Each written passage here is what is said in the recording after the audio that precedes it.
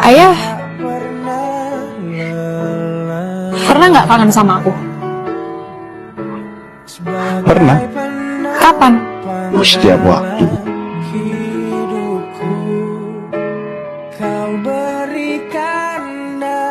Kamu ngeliatin apa?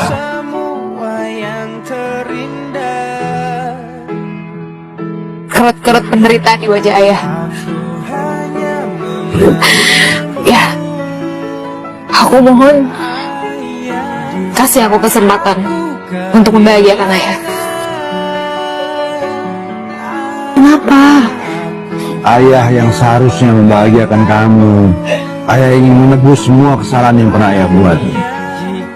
Ayah, semua kesalahan ayah yang ayah perbuat, baik di masa lalu maupun di masa yang akan mendatang, sudah aku maafkan.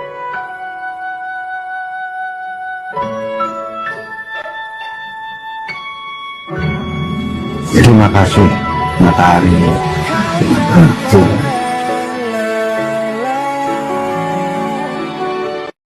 Manusia yang menjatuhkan orang lain demi kepentingan dirinya sendiri mungkin merasa menang sementara, tapi sesungguhnya ia kehilangan nilai-nilai kemanusiaan. Tindakan itu hanya mencerminkan kelemahan dan ketidakmampuan untuk bersaing secara jujur.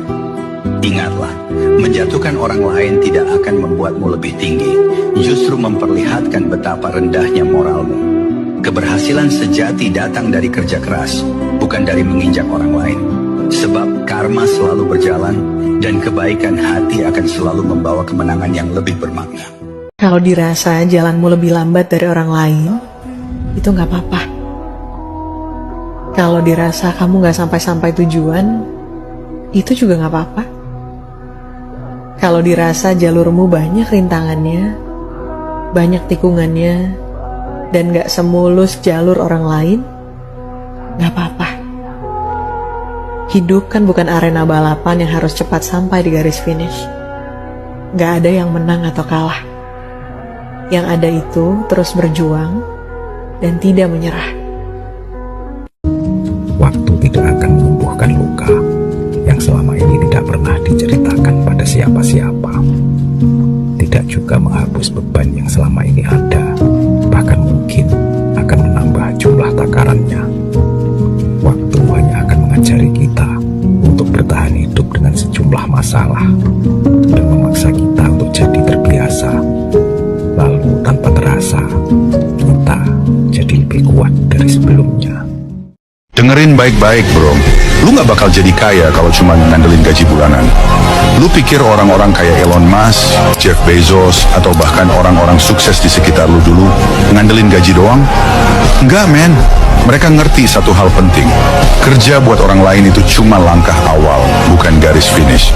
Jadi kalau sekarang lu masih jadi karyawan, it's okay. Tapi jangan selamanya.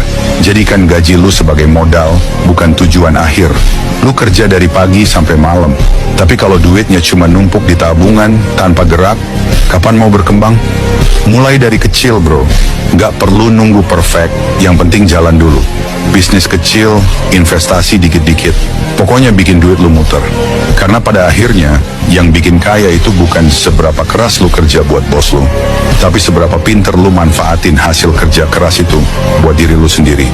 Jangan tunggu waktu yang tepat, karena waktu nggak akan pernah nungguin lu. Lu mau terus jadi karyawan selamanya atau jadi bos buat hidup lu sendiri? Pilihannya ada di tangan lu. Di tanggal 27 Rajab ada peristiwa Isra Mi'raj yang kejadiannya begitu luar biasa hebat. Nabi diberangkatkan dari Masjidil Haram ke Masjidil Aqsa dalam kurung luar negeri, dan Nabi diberangkatkan dari Masjidil Aqsa keluar angkasa dan Sidratil Muntaha, bahkan Nabi jalan-jalan ke surga dan neraka. Salah satu tujuannya yaitu supaya menghibur Nabi yang sedang bersedih hati karena baru saja ditinggal istri dan paman Nabi. Nah, dari kejadian tersebut, dari peristiwa tersebut, kita bisa mengambil contoh. Kalau kita lagi sedih, kalau kita lagi galau, kalau ada teman yang lagi galau, jalan-jalan. Ulin atau ulin, ulah ngajedog wae. Tinggal Nabi oge ameng. Tenanaon, Nabi naik buruk atau orang mah bisa naik senal atau naik odong-odong. Nabi mah jalan-jalan ke luar negeri, keluar angkasa. Tenan naon orang bisa keluar imah. Mun teu keluar nagreg. Asal ulah keluar podol, bau. Hanya ada dua masalah di dunia ini. Dua masalah tersebut adalah pertama masalah yang dapat diselesaikan. Ini tidak perlu dipikirkan karena masalahnya dapat diselesaikan sehingga tak bisa disebut masalah. Kedua, masalah yang tidak dapat diselesaikan. Nah, yang ini juga jangan diambil pusing, jangan dipikirkan karena tidak dapat diselesaikan. Aku akan menjadi bumi untuk mentarimu, lirik untuk lagumu, hujan untuk bungamu. Di dunia paralel, keadaannya akan jauh berbeda. Walau begitu, kau tahu aku akan tetap menjadi orang yang sama. Bagian mana yang paling kamu suka? Mentari saat tenggelam, atau suasana bumi paling kelam? Di antara keduanya, kamu tak perlu gusar, sebab aku akan selalu ada. Bahkan, hingga cerita ini kehabisan kata-kata.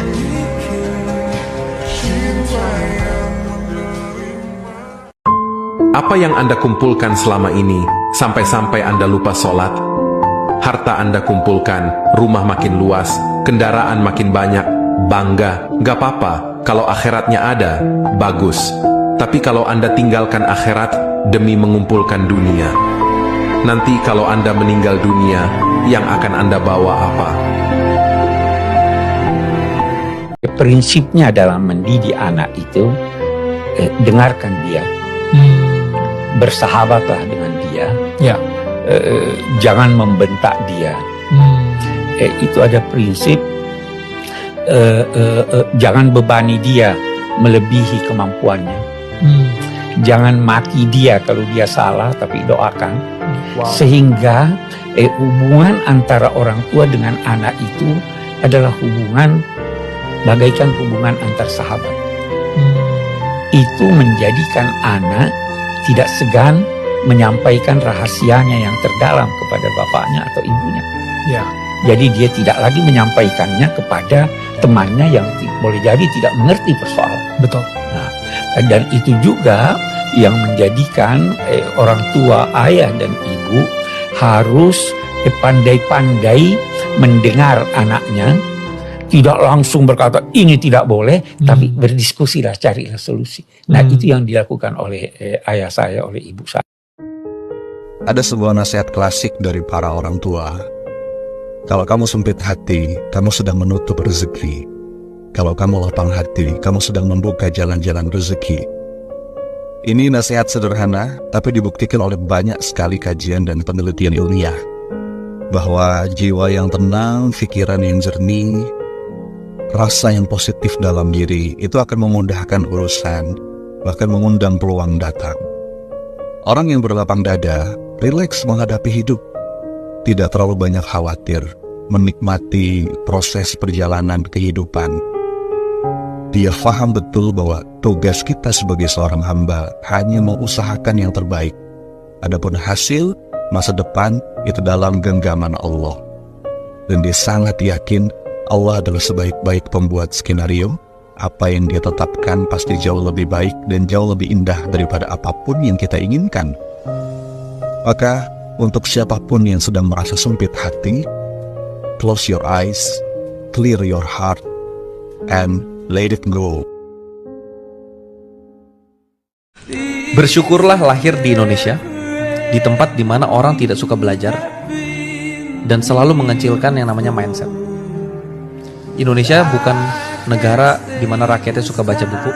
Indonesia adalah negara di mana rakyatnya itu punya banyak keterbatasan di sisi pemikiran atau cara berpikir. Yang mana kalau orang share mindset, komen netizen tuh gini, mindset lagi gitu. Teori lo gitu ya. Bersyukurlah, karena kompetitor kita nggak terlalu cerdas. Jadi sedikit lebih cerdas di Indonesia sudah sukses. Kalau kita hanya sedikit cerdas di US, kita nggak jadi apa-apa. Di Singapura nggak jadi apa-apa. Di India apalagi? China 7 tuh jelek ya. 7 jelek di India. Kalau di Indonesia 5 itu ya puji Tuhan alhamdulillah lah gitu ya. Dan Indonesia itu memang kita negara begitu yang kita kasih ilmu gratis, itu selalu ada orang yang bisa ngatain. Selalu. Jadi bersyukurlah tinggal di negara seperti ini karena kompetitor kita tuh sangat minim. Biasanya orang baik itu temannya sedikit. Jadi kenapa biasanya tidak ikut tren? Dia sendirian. Banyak yang tidak cocok sama dia itu. Kalau pengen tidak kesepian, ikut arus. Temennya banyak. Tapi kamu tidak punya karakter theomorphis tadi.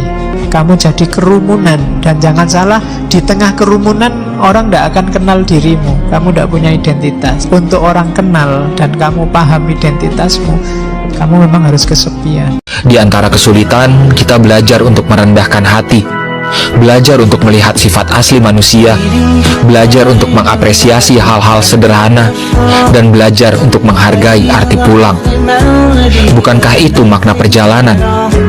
Sejauh apapun kita melangkah, setinggi apapun keberhasilan yang kita gapai, tujuan sejati adalah rumah. Karena memang tujuan aku naik gunung tuh untuk mengkosongkan pikiran. Bisa tuh. Bisa. Jadi kayak aku bener-bener cuman jalan, trekking, nikmatin alamnya, nikmatin udaranya, sama ya udah sibuk sama apa yang ada di sana aja. Nggak ada yang muncul tiba-tiba gitu. Nggak ada.